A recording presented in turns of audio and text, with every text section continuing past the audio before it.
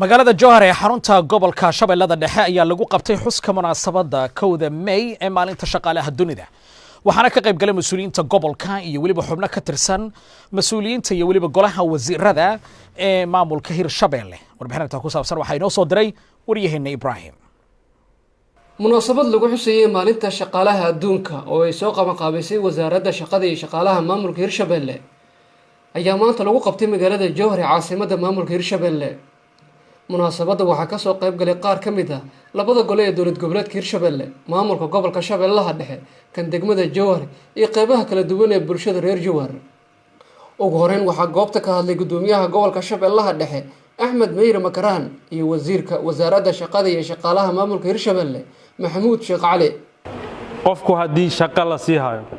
waxaa wanaagsan in lagu siiyo systemka administrationka ka soo bilowdo degmada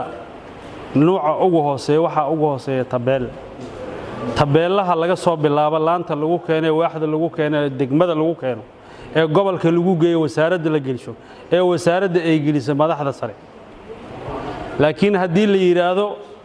waxa jira loogu tartamo la yiraahdo waxa way ninkaas nin aqoontiisa wax ku helay ayuu isu heestaa kan kalena wuxuu isu heestaa in adeerkiis ninoo meelgeeyay dawladnimo ninkaas ma yaqaan ogaado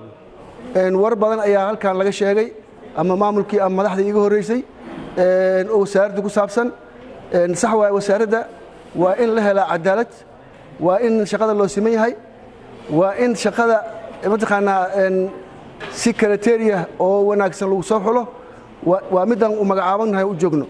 dhinaca kale gudoomiye ku-xigeenka labaad ee baarlamaanka Hirshabeelle ahna kusimaha madaxweynaha Hirshabeelle Marwe Canab Axmed Ciise ayaa wasaaradda shaqada iyo shaqaalaha Hirshabeelle kula daarantay shaqaalaha maamulka Hirshabeelle uu qaadan doono in ay u horeeyaan gabdhaha wax bartay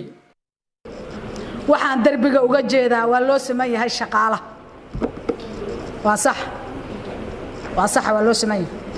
mudane wasiir waxaan adiga si gaar ah ku leeyahay shaqaalaha la qaadanayo dawlad goboleedka Hirshabeelle waa inay gabdhaha wax bartay u horeeyaan odayadu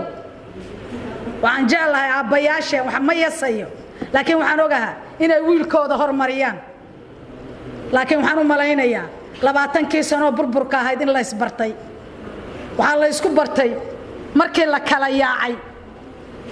oo aan qaxootiga noqonay oo aan dibadda u tahriimnay waxaan noolaaday qoyskii gabar u tahriibtay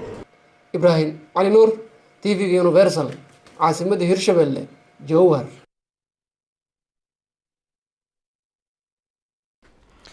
aad u mahadsan yahay wariyaheena